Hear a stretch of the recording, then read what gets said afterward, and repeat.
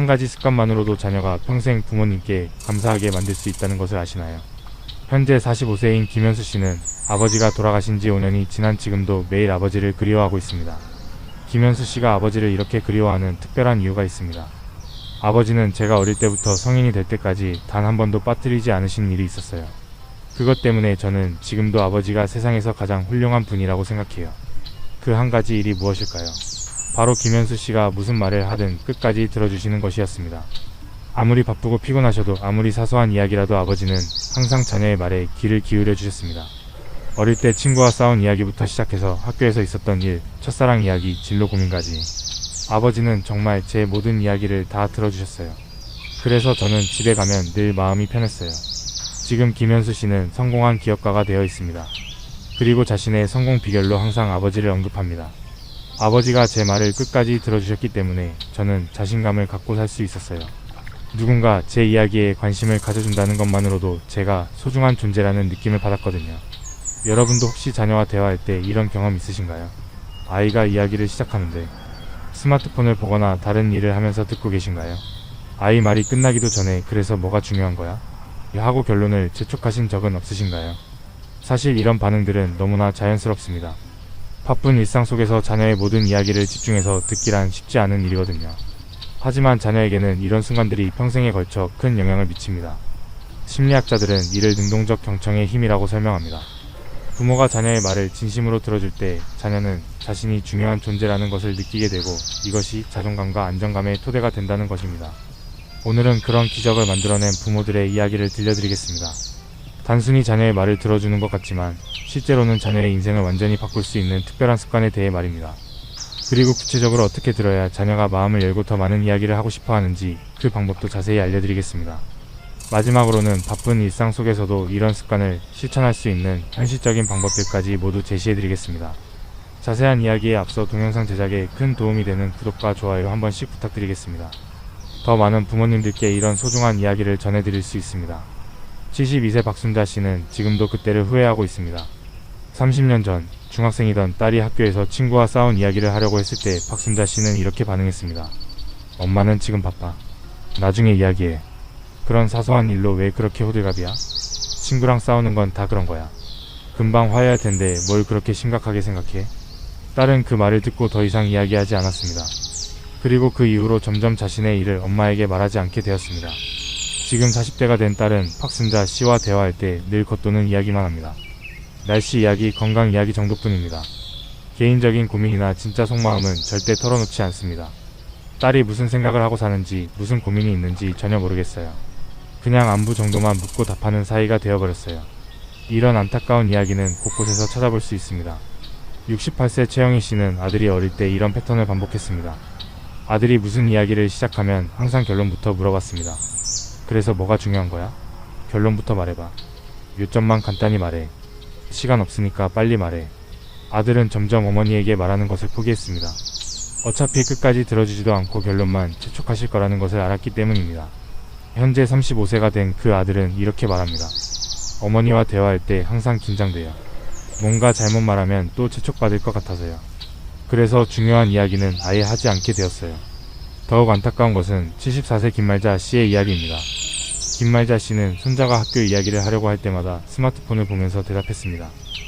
그래. 아, 그랬구나. 겉으로는 대답을 하지만 실제로는 손자의 이야기에 집중하지 않았습니다. 손자도 할머니가 진짜로 자신의 말을 듣고 있지 않다는 것을 금세 알아챘습니다.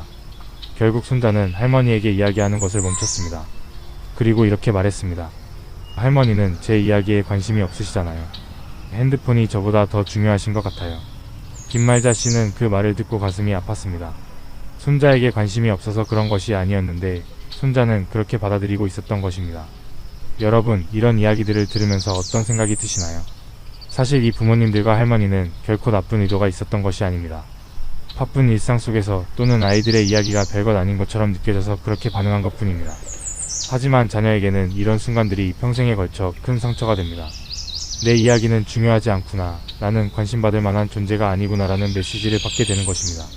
심리학자들은 이런 현상을 무관심의 상처라고 설명합니다.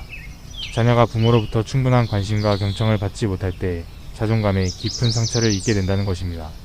더 안타까운 것은 이런 패턴이 한 번으로 끝나지 않는다는 것입니다. 71세 조순희 씨의 경우는 더욱 극단적이었습니다. 조순희 씨는 자녀들이 무슨 이야기를 하든 항상 훈계부터 시작했습니다. 딸이 친구와의 갈등을 이야기하면 내가 먼저 사과해야지. 왜 그렇게 고집이 세니? 아들이 학교 문제를 말하면 그러니까 평소에 공부를 열심히 했어야지. 손자가 실수 이야기를 하면 조심성이 없어서 그래. 다음부터는 주의해야지. 자녀들과 손자는 할머니에게 이야기할 때마다 꾸중을 들을까봐 걱정부터 하게 되었습니다. 결국 아무도 조순희 씨에게 개인적인 이야기를 하지 않게 되었습니다. 가족들이 저한테는 겉도는 이야기만 해요. 정작 중요한 일들은 나중에 다른 사람을 통해서 듣게 되더라고요. 69세 한정숙 씨는 또 다른 실수를 했습니다. 한정숙 씨는 자녀가 이야기할 때 항상 자신의 경험담으로 대화를 돌려버렸습니다. 아들이 직장에서 힘든 일이 있었다고 하면 그까짓 것도 힘들어해? 엄마 때는 말이야. 딸이 육아가 어렵다고 하면 너희들 키울 때는 더 힘들었어. 그때는 자녀들은 점점 어머니에게 자신들의 이야기를 하는 것을 포기했습니다. 어차피 자신들의 이야기는 듣지 않고 어머니 이야기만 하실 거라는 것을 알았기 때문입니다. 현재 40대인 딸은 이렇게 말합니다. 어머니께 고민을 말씀드려도 제 상황을 이해해 주시는 게 아니라 항상 어머니 시절 이야기만 하세요. 그래서 이제는 아예 개인적인 고민은 말씀드리지 않아요. 하지만 여기서 놀라운 반전이 있습니다. 같은 시기에 완전히 다른 접근을 한 부모들이 있었습니다. 그리고 그 결과는 정말 놀라웠습니다. 76세 이순덕 씨는 손녀가 학교에서 있었던 일을 이야기할 때 이렇게 반응했습니다. 손녀가 할머니, 오늘 학교에서 친구가 저한테 심한 말을 했어요 라고 하자 이순덕 씨는 하던 일을 모두 멈추고 손녀 쪽으로 몸을 돌렸습니다. 아이고 그랬구나. 많이 속상했겠다. 할머니한테 자세히 말해봐. 그리고 끝까지 모든 이야기를 들어주었습니다. 중간에 끼어들거나 성급하게 해결책을 제시하지 않고 그냥 손녀의 마음을 충분히 들어주었습니다. 그 손녀는 지금 대학생이 되었는데 여전히 할머니에게 모든 이야기를 털어놓습니다. 연애 고민부터 진로 걱정까지 모든 것을 할머니와 상의합니다. 할머니는 제 이야기를 정말 진지하게 들어주세요. 그래서 할머니와 이야기하면 마음이 정말 편해져요. 73세 박영자 씨의 이야기도 감동적입니다. 박영자 씨는 아들이 사업 실패로 힘들어할 때 이렇게 대했습니다. 아들이 엄마, 제가 사업을 실패해서 정말 죄송해요 라고 말했을 때 박영자 씨는 아들을 꾸짖지 않았습니다. 대신 이렇게 말했습니다. 우리 아들 많이 힘들었겠구나. 엄마한테 천천히 이야기해봐. 어떤 일이 있었는지 다 말해봐. 그리고 3시간 동안 아들의 이야기를 끝까지 들어주었습니다. 중간에 한 번도 비난하거나 잔소리하지 않고 그냥 아들의 마음을 헤아려 주었습니다. 그 아들은 지금 다시 사업을 시작해서 성공적으로 운영하고 있습니다.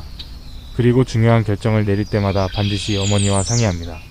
어머니가 제 이야기를 끝까지 들어주셔서 제가 다시 일어설 수 있었어요. 어머니가 저를 믿어주신다는 느낌을 받았거든요. 여러분, 여기서 중요한 차이점을 발견하셨나요? 첫 번째 그룹의 부모들은 자녀의 이야기를 들으면서도 판단부터 했습니다. 그리고 자신의 기준으로 평가하고 훈계했습니다. 두 번째 그룹의 부모들은 자녀의 이야기를 들으면서 공감부터 했습니다. 그리고 자녀의 마음을 먼저 헤아려 주었습니다. 그렇다면 자녀가 평생 고마워하는 경청의 비밀은 정확히 무엇일까요? 78세 윤복순 할머니에게는 특별한 능력이 있습니다. 윤복순 할머니의 5명의 손자 손녀가 모두 할머니를 가장 가까운 친구처럼 여긴다는 것입니다. 대학생부터 초등학생까지 나이가 다름에도 불구하고 모든 손자 손녀들이 할머니께 자신들의 비밀을 모두 털어놓습니다. 도대체 어떤 비밀이 있는 걸까요? 첫 번째 비밀 몸짓으로 관심을 보여주기. 윤복순 할머니는 손자 손녀가 이야기를 시작하면 반드시 하던 일을 멈춥니다. 설거지를 하고 있어도 TV를 보고 있어도 모든 것을 중단하고 아이 쪽으로 몸을 돌립니다. 할머니한테 이야기할 때는 할머니가 다른 일을 하면서 듣지 않으세요. 항상 저만 바라보고 들어주세요. 그래서 제가 정말 중요한 사람이라는 느낌이 들어요. 두 번째 비밀 끝까지 듣고 나서 반응하기. 윤복순 할머니는 손자 손녀의 이야기가 완전히 끝날 때까지 절대 끼어들지 않습니다. 중간에 궁금한 것이 있어도 끝까지 듣고 나서 물어봅니다. 초등학교 4학년 손녀가 이렇게 말합니다. 다른 어른들은 제가 이야기하는 중간에 자꾸 끼어들어요. 그런데 할머니는 제가 다 말할 때까지 기다려주세요. 그래서 할머니한테는 뭐든지 다 말할 수 있어요. 세 번째 비밀 감정을 먼저 인정해주기. 윤복순 할머니는 손자 손녀가 속상한 일을 이야기하면 해결책보다 감정을 먼저 인정해줍니다. 아이고 정말 속상했겠구나. 많이 화났을 만해. 그런 기분이었구나. 이런 반응을 받은 손자 손녀들은 자신의 감정이 인정받는다고 느낍니다. 그래서 더 솔직하게 마음을 털어놓게 됩니다. 대학생 손자의 말입니다. 할머니는 제가 화나거나 속상해하면 왜 그런 기분을 느끼냐고 하지 않으세요. 대신 그럴 만하다고 말씀해주세요. 그래서 할머니 앞에서는 제 감정을 숨기지 않아도 된다는 느낌이 들어요. 네 번째 비밀 질문으로 더 깊이 들여다보기. 윤복순 할머니는 손자 손녀의 이야기를 듣고 나서 적절한 질문을 던집니다. 비판하는 질문이 아니라 더 자세히 알고 싶어하는 질문입니다. 그때 내 기분이 어땠니? 그 친구가 왜 그랬을까? 너는 그 상황에서 어떻게 하고 싶었어? 이런 질문들을 받은 손자 손녀들은 자신의 경험을 더 깊이 생각해보게 됩니다. 그리고 할머니가 자신에게 진짜 관심이 있다는 것을 느낍니다. 중학생 손녀가 이렇게 말합니다. 할머니가 물어보시는 질문들을 생각해보면 제가 몰랐던 제 마음도 알게 돼요. 할머니가 저를 더 잘 이해할 수 있게 도와주시는 것 같아요. 하지만 여기서 중요한 것은 단순히 기술만 따라하는 것이 아닙니다. 70세 김순옥 씨가 처음에 실수한 부분이 바로 이것이었습니다. 김순옥 씨도 윤복순 할머니를 따라 해보려고 했습니다.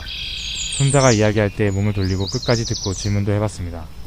그런데 손자의 반응이 이상했습니다. 할머니 왜 갑자기 이상해졌어요? 전에는 안 그러셨는데 왜 그랬을까요? 김순옥 씨는 방법은 따라했지만 마음은 바뀌지 않았기 때문입니다. 여전히 손자의 이야기가 시시하다고 생각하고 있었고 그런 마음이 고스란히 전해진 것입니다. 진정한 경청은 기술이 아니라 마음가짐에서 시작됩니다. 그렇다면 어떻게 해야 진심으로 자녀의 이야기에 관심을 가질 수 있을까요? 74세 정말순 씨는 이 비밀을 깨달은 후 완전히 달라졌습니다. 정말순 씨는 처음에 손녀의 이야기를 들을 때 늘 그런 건 별로 중요하지 않아라고 생각했습니다. 그런데 어느 날 깨달았습니다. 손녀에게는 그 이야기가 세상에서 가장 중요한 일이라는 것을 말입니다. 다섯 번째 비밀 자녀의 눈높이에서 생각하기. 정말순 씨는 관점을 바꿨습니다. 어른의 기준으로 보면 사소한 일이지만 그 나이의 아이에게는 엄청나게 큰 일이라고 생각하기 시작했습니다. 손녀가 할머니 오늘 급식이 맛없었어요 라고 하면 예전에는 그까짓 급식이 뭐가 중요해? 라고 생각했습니다. 하지만 이제는 우리 손녀에게 오늘 하루 중 가장 속상했던 일이구나 라고 생각합니다. 할머니가 제 이야기를 정말 중요하게 생각해 주시는 게 느껴져요. 그래서 할머니한테는 뭐든지 말하고 싶어져요. 여섯 번째 비밀 기억하고 다시 물어보기. 정말순 씨는 손녀가 했던 이야기를 기억해뒀다가 며칠 후에 다시 물어봅니다. 지난번에 말했던 그 친구랑은 어떻게 됐어? 수학시험 결과는 어땠니? 새로 산 책은 재미있니? 이런 질문을 받는 손녀는 할머니가 자신의 일을 정말 신경 써주고 있다는 것을 느낍니다. 할머니가 제가 말했던 것들을 다 기억하고 계세요.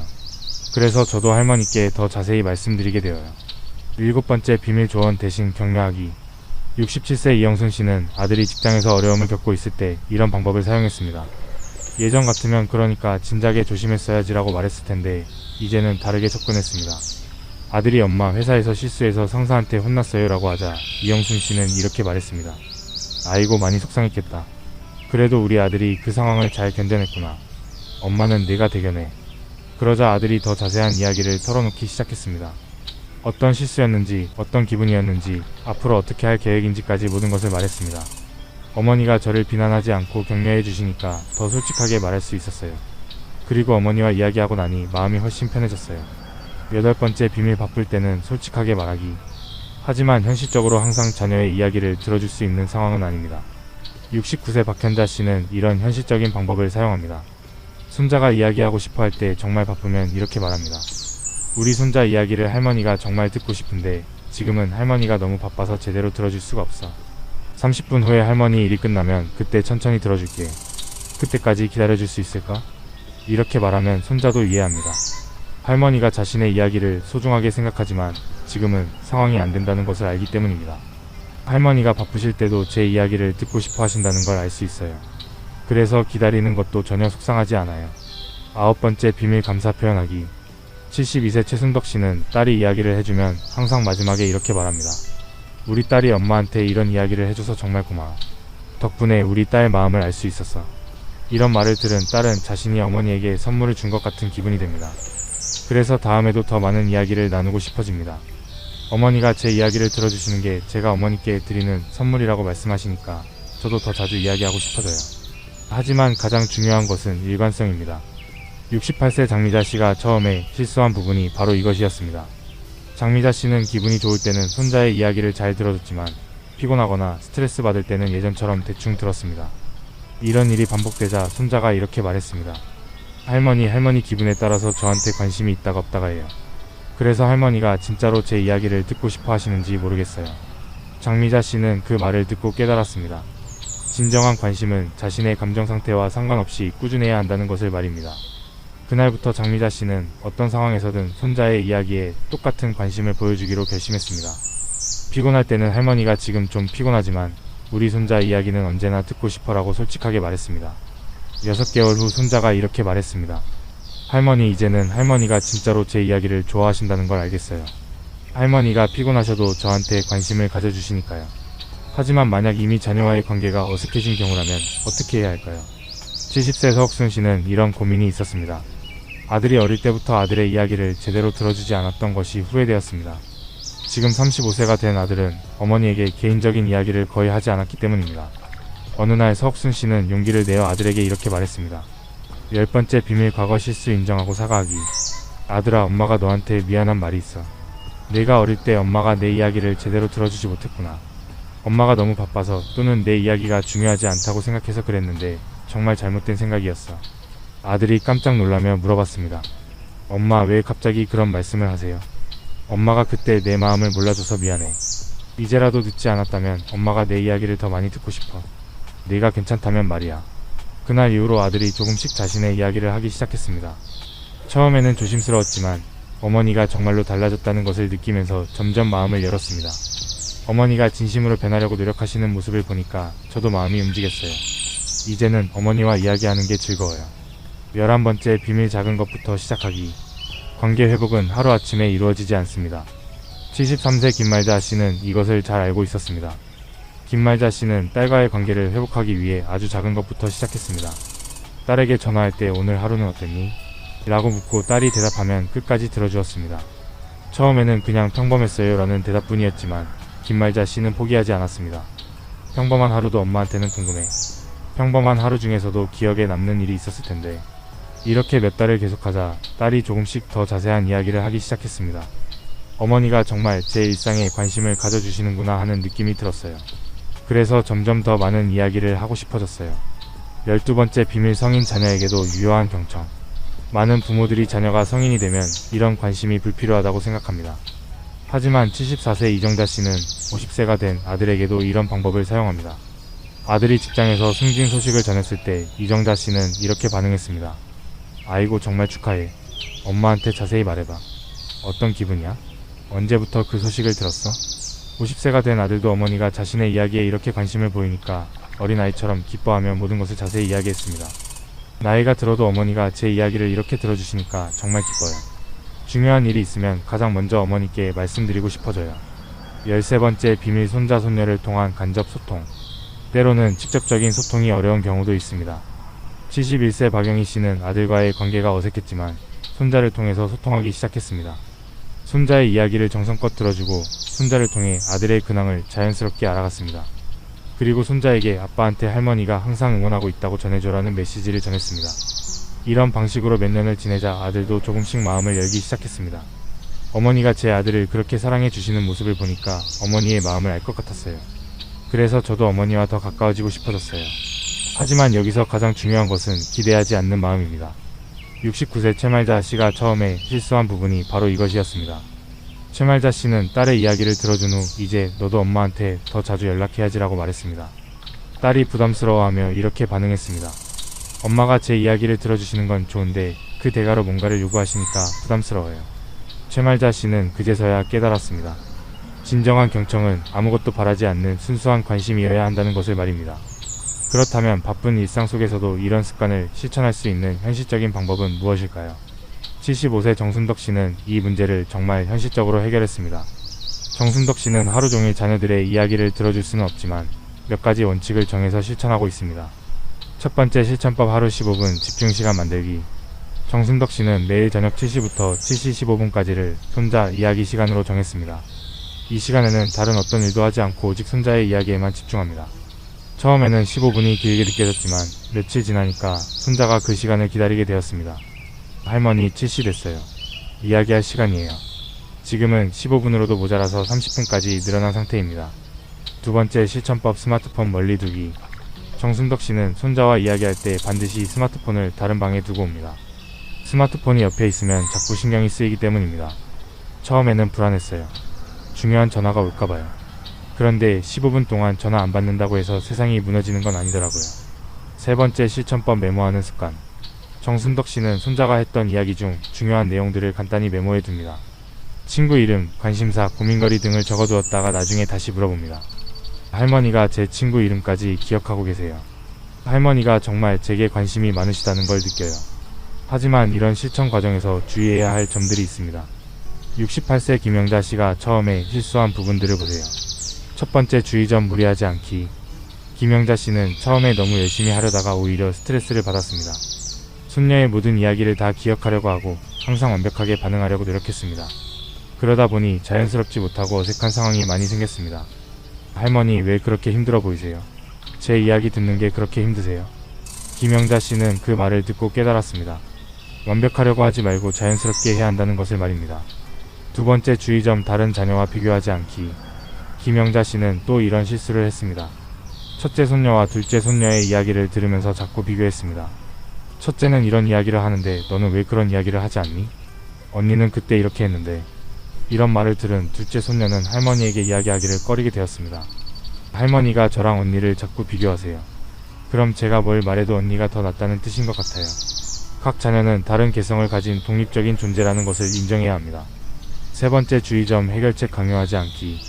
김영자 씨는 손녀가 고민을 이야기하면 항상 해결책을 제시하려고 했습니다. 그럼 이렇게 해봐.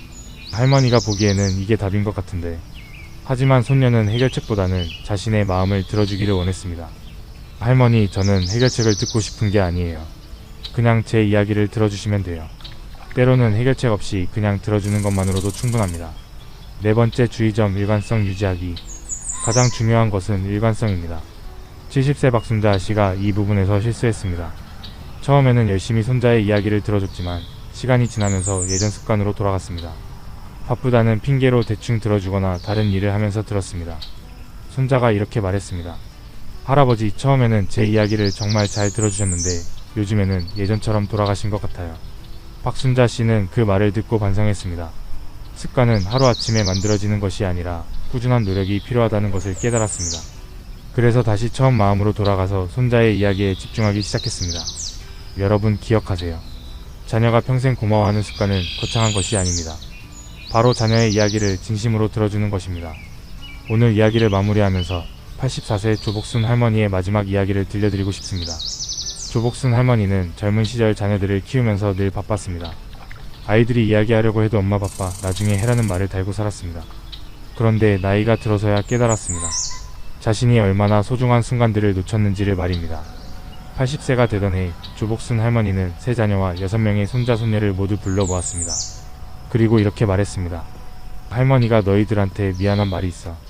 너희가 어릴 때 할머니가 너희 이야기를 제대로 들어주지 못했구나. 그때는 할머니가 바빠서 또는 너희 이야기가 시시하다고 생각해서 그랬는데 정말 잘못된 생각이었어. 그리고 이어서 말했습니다. 지금이라도 늦지 않았다면 할머니가 너희들 이야기를 정말 듣고 싶어. 어떤 이야기든 언제든 할머니한테 와서 말해줘. 할머니가 세상에서 가장 중요하게 들어줄게. 그날 이후로 조복순 할머니의 집은 완전히 달라졌습니다. 자녀들과 손자 손녀들이 번갈아 가며 할머니를 찾아와 이야기를 나눕니다. 할머니는 정말로 모든 이야기를 소중히 들어줍니다. 현재 조복순 할머니의 가족들은 이렇게 말합니다. 할머니 댁에 가면 마음이 정말 편해져요. 할머니가 저희 이야기를 이렇게 귀하게 들어주시니까 저희도 할머니가 더 소중하게 느껴져요. 할머니와 이야기하고 나면 제가 정말 사랑받는 사람이라는 느낌이 들어요. 할머니가 제 이야기에 이렇게 관심을 가져주시니까 저도 제 자신이 더 소중하게 느껴져요. 여러분 기억하세요. 자녀가 평생 고마워하는 부모의 습관의 핵심은 이것입니다. 첫째, 자녀의 이야기를 진심으로 들어주는 것입니다. 내용이 사소해 보여도 시간이 부족해도 그 순간만큼은 자녀에게 온전히 집중해주는 것입니다. 둘째, 판단하지 말고 공감하는 것입니다. 자녀의 이야기를 들으면서 옳다, 그르다를 판단하기보다는 이런 마음이었구나를 이해하려고 노력하는 것입니다. 셋째, 꾸준히 지속하는 것입니다. 한두 번으로 끝나는 것이 아니라 평생에 걸쳐 자녀의 든든한 청중이 되어주는 것입니다. 넷째, 아무것도 바라지 않는 순수한 관심을 보이는 것입니다. 자녀가 더 자주 연락하기를 바라거나 무언가 보답하기를 기대하지 않고 그냥 자녀의 이야기 자체에 관심을 갖는 것입니다. 그리고 가장 중요한 것은 지금 당장 시작하는 것입니다. 자녀가 5살이든 50살이든 상관없습니다. 부모가 진심으로 자녀의 이야기에 귀 기울여주는 것은 언제든 감동을 만들어낼 수 있습니다. 오늘 저녁 자녀에게 전화해보세요. 그리고 이렇게 물어보세요. 오늘 하루는 어땠니? 엄마 아빠한테 천천히 이야기해봐. 그리고 정말로 끝까지 들어주세요. 중간에 끼어들지 말고 다른 일을 하지 말고 오직 자녀의 이야기에만 집중해주세요. 처음에는 자녀가 당황할 수도 있습니다. 엄마 아빠가 왜 갑자기 이렇게 관심을 보이세요? 라고 물어볼 수도 있어요. 하지만 꾸준히 계속하면 분명 변화가 일어날 것입니다. 자녀의 목소리가 밝아지고 더 많은 이야기를 하고 싶어하고 무엇보다 부모님과의 시간을 소중하게 여기게 될 것입니다. 그리고 몇 년 후에는 자녀가 이렇게 말할 것입니다. 엄마 아빠가 제 이야기를 이렇게 들어주셔서 정말 고마워요. 덕분에 제가 사랑받는 사람이라는 걸 항상 느낄 수 있었어요. 여러분의 그 한 가지 습관이 자녀의 인생을 따뜻하게 만들 수 있습니다. 그 소중한 기회를 놓치지 마세요. 오늘도 끝까지 함께 해주신 여러분께 진심으로 감사드립니다.